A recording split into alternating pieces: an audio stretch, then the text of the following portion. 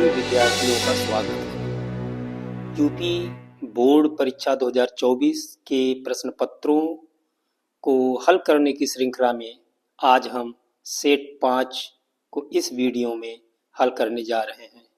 कक्षा 10 का इंग्लिश का क्वेश्चन पेपर आपके सामने है और इस क्वेश्चन पेपर का कोड है 817 HL। इस क्वेश्चन पेपर में हम 20 मल्टीपल चॉइस क्वेश्चंस को हल करेंगे।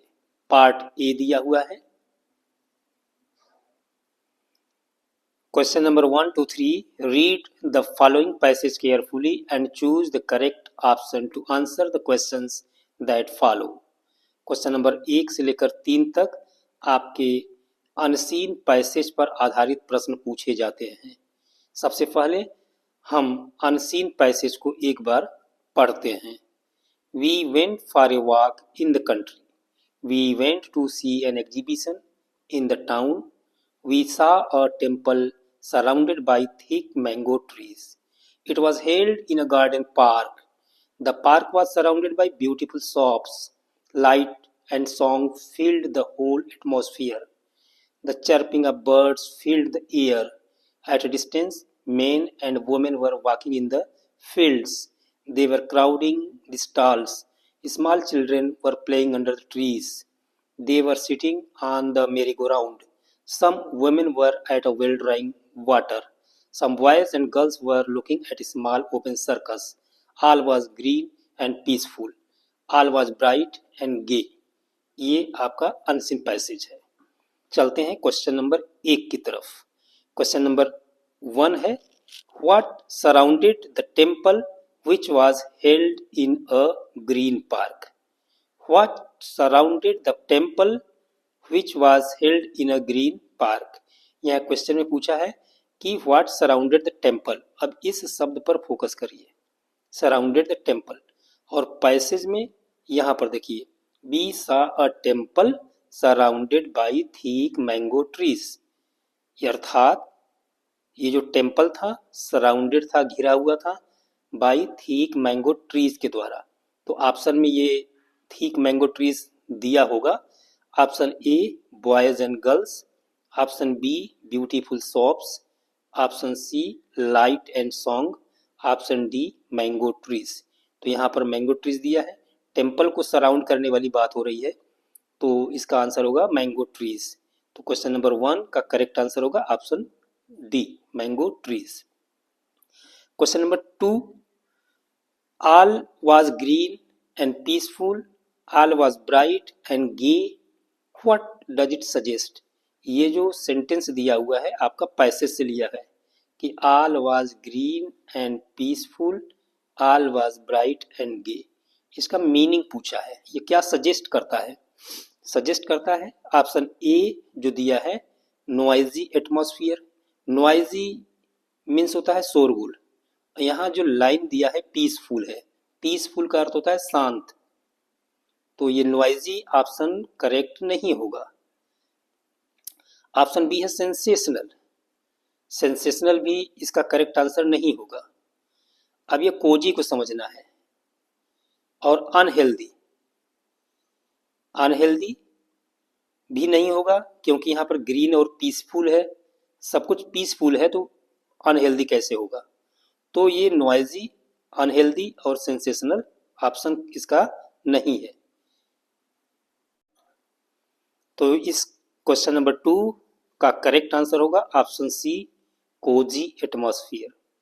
कोजी एटमॉस्फियर, कोजी वर्ड का मीनिंग होता है आरामदायक।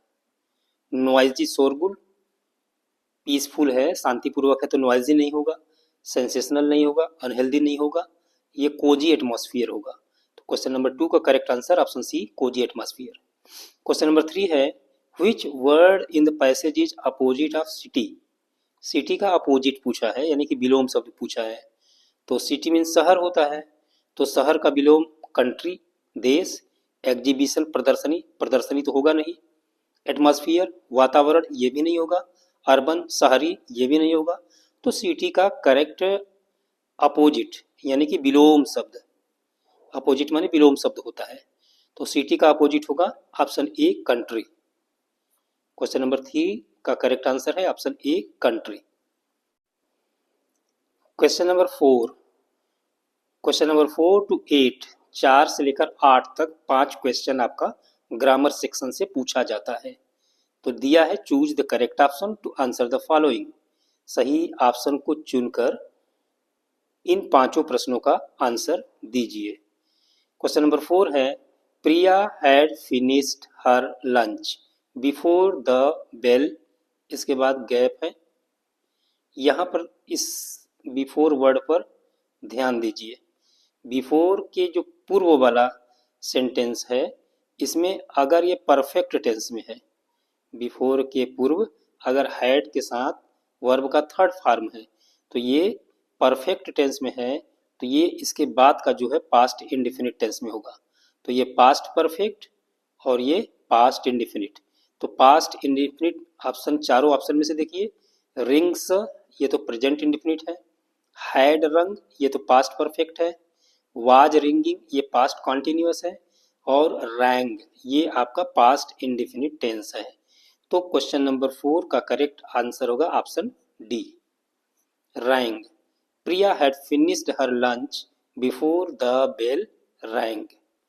क्वेश्चन नंबर 5 है people who watch and listen to speech are called, ये वन वर्ड सब्स्टिट्यूशन टाइप का क्वेश्चन है कि वे लोग जो कोई स्पीच देखते हैं और सुनते हैं उनको कहा जाता है।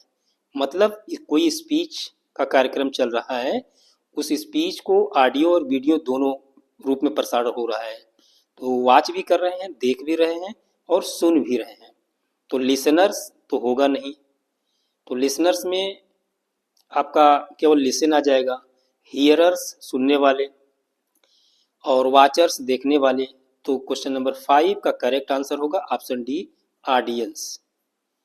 तो people who watch and listen to speech are called audience, ऐसे लोगों को जो कोई स्पीच देखते हैं और सुनते हैं उसे ऑडियंस कहा जाता है। क्वेश्चन नंबर 6 है rearrange the following word clusters to make a meaningful sentence. यहाँ पर आपका रीऑर्डरिंग दिया हुआ है। क्लस्टर्स है was, born, I, where, the place, is, this.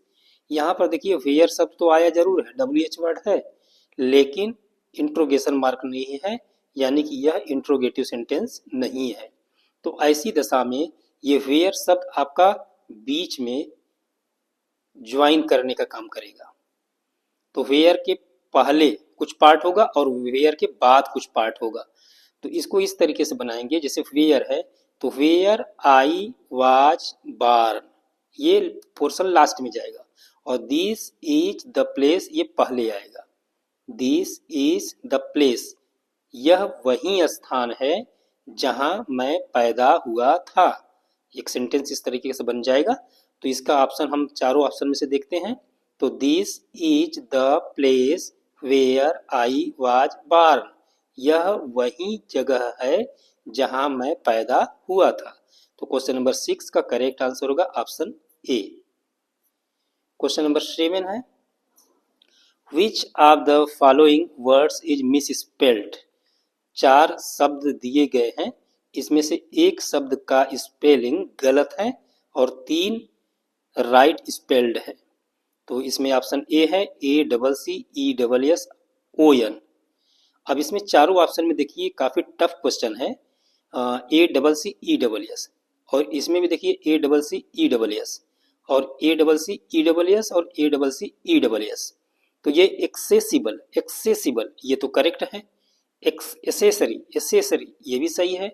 एसेसराइज ये भी सही लग रहा है। लेकिन ये एसेसन में ACCESS यहाँ आई होना चाहिए। तो यही वर्ड ऐसा है जो कि मिस स्पेल्ड है, जिसकी स्पेलिंग गलत है। तो क्वेश्चन नंबर 7 का करेक्ट आंसर होगा option A. Question number 8 fill in the gap with a suitable preposition, ये प्रीपोजिशन इसमें भरना है। अंकित इज वरीड, अब ये वरीड शब्द के साथ कौन सा प्रीपोजिशन आता है, ये दिया है Ankit is worried dash his failure. तो वरीड के साथ जो प्रीपोजिशन आता है वो अबाउट होता है। तो Ankit is worried about his failure. In नहीं होगा, ऑफ नहीं होगा, इनटू नहीं होगा। तो ये फिक्स प्रीपोजिशन है। Ankit is worried about his failure. तो क्वेश्चन नंबर 8 का करेक्ट आंसर होगा option D.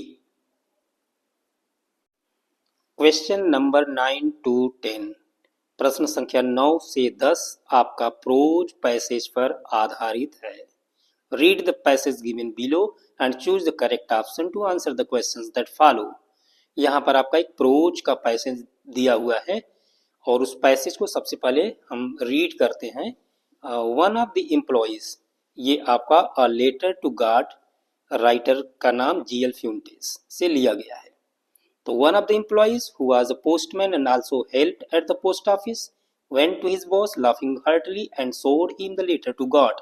Never in his career as a postman had he known that address. The postmaster, a fat, amiable fellow, also broke out laughing, but almost immediately he turned serious and typing the letter on his desk commented, "What faith! I wish I had the faith of the man who wrote this letter, starting up a correspondence with God." तो ये आपका a letter to God से passage दिया हुआ है। Question number 9 और 10 इसी passage पर बेस्ड है। क्वेश्चन नंबर 9 है, द पोस्टमैन सोड टू हिज बॉस। पोस्टमैन ने अपने बॉस को सो किया। तो सोड शब्द यहाँ पर आया हुआ है, देखिए सोड, शोड हिम का मतलब द बॉस। तो अपने बॉस को उसने क्या शो किया था? The letter. तो ऑप्शन ए अ पेन, ये रंग है। अ स्टाम्प पेपर, ये भी रंग है। एन इंक पार्ट, यह भी रंग है। और ऑप्शन डी करेक्ट आंसर है अ लेटर। क्वेश्चन नंबर 10 है, the post master was, option A a fraud, option B an amiable fellow, option C an intelligent employee, option D और dishonest person. तो ये हूबहू लाइन आपका passage में दिया है। The post master a fat amiable, amiable word आया हुआ है, तो आपका आंसर बी होगा, an amiable fellow. Question number 11 to 13, 11 से लेकर 13 तक, यह भी आपका प्रोज से ही लिया गया है। Choose the correct option to answer the following questions. Question number 11 है, baking was indeed a profitable dash in the old days. तो ये जो सेंटेंस लिया गया है आपका अ बेकर फ्रॉम गोवा से लिया गया है, जिसके राइटर हैं Lucio Rodrigues. A baker from Goa, जिसके राइटर हैं लूसियो रॉड्रिग्स। तो baking was indeed a profitable, service होगा, जॉब होगा, बिजनेस होगा या प्रोफेशन होगा। आप पढ़ते समय इस लाइन को देखे होंगे। और तो सबसे पहले हम इस लाइन को बुक में देखते हैं कि इस क्वेश्चन का आंसर क्या होगा। क्वेश्चन नंबर 11, यहाँ पर देखिए a baker from Goa chapter को मैंने ओपन किया है और सेंटेंस दिया है, baking was indeed a profitable profession the in the old days. तो इस क्वेश्चन का आंसर प्रोफेशन होगा। चलते हैं क्वेश्चन की तरफ। क्वेश्चन नंबर 11 का करेक्ट आंसर होगा ऑप्शन डी प्रोफेशन। अभी हमने a baker from Goa chapter में इस लाइन को देखा तो इसका आंसर पता चला प्रोफेशन होगा कि baking was indeed a profitable profession in the old days. Question number 12 है, बोधि Dharma a Buddhist cut off his eyelids because. Bodhi Dharma जो कि एक बौद्धिस्ट था, उसने अपने आई लिड्स को काट लिया क्योंकि। Option A he was a lunatic, वह पागल था। ही वॉज अ स्टूपिड, वह मूर्ख था। He felt sleepy during meditations, तपस्या के दौरान उसे नींद आती थी। या ही वॉज अ फूल, या फिर वह मूर्ख था। तो ये जो सेंटेंस लिया गया है आपका क्वेश्चन नंबर 12 आपका टी फ्रॉम असम से लिया गया है, जिसके राइटर हैं अरूप कुमार दत्ता। तो सबसे पहले हम टी फ्रॉम असम की इस लाइन को देखते हैं। क्वेश्चन नंबर 12, ये टी फ्रॉम असम का चैप्टर मैंने ओपन किया है। यहाँ लिखा है बोधि धर्म an ancient Buddhist ascetic cut off his eyelids because he felt sleepy during meditations। तो इसका करेक्ट आंसर होगा he felt sleepy during meditations। चलते हैं क्वेश्चंस की तरफ। बोधिधर्म और Buddhist cut off his eyelids because, question number 12 का आंसर होगा option C, he felt sleepy during meditations। Question number 13 है, फॉर द फर्स्ट 24 आवर्स, पहले 24 घंटे के दौरान, मेजबिल वाज नाइदर हॉस्टाइल नार हेल्पफुल नार फ्रेंडली नार अपोज्ड नार सपोर्टिव। तो ये क्वेश्चन आपका लिया गया है मेजबिल द ऑटर चैप्टर से और इसके राइटर हैं गेविन मैक्सवेल। तो सबसे पहले हम मेजबिल द ऑटर चैप्टर को देखते हैं। क्वेश्चन नंबर 13, यहाँ आपका मेजबिल द ऑटर चैप्टर ओपन हुआ है और उस लाइन को मैंने अंडरलाइन किया है जो पूछा गया है। तो फॉर द फर्स्ट 24 आवर्स मेजबिल वाज नाइदर हॉस्टाइल, न तो वह शत्रुवत व्यवहार कर रहा था नार फ्रेंडली, और न ही वह मित्रवत व्यवहार कर रहा था। तो हॉस्टाइल नार फ्रेंडली, नाइदर हॉस्टाइल नार फ्रेंडली, तो ऑप्शन होगा फ्रेंडली। चलते हैं क्वेश्चन की तरफ। क्वेश्चन नंबर 13 का करेक्ट आंसर होगा फ्रेंडली। अभी हमने लेसन को देखा, तो option be friendly is the right answer. चलते हैं क्वेश्चन नंबर 14 एंड 15 की तरफ। क्वेश्चन नंबर 14 एंड 15 दिया है, read the given extract and choose the correct option to answer the following questions.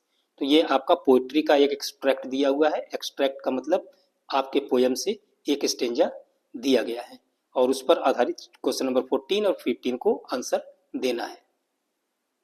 Question number 14 को रीड करने से पहले पोयम का एक्सट्रैक्ट सबसे पहले रीड करते हैं। The fog comes on little cat feet, it sits looking over the harbour and city on silent haunches and then moves on. Question number 14 है, how does the fog come. The fog poem से यह लिया गया है।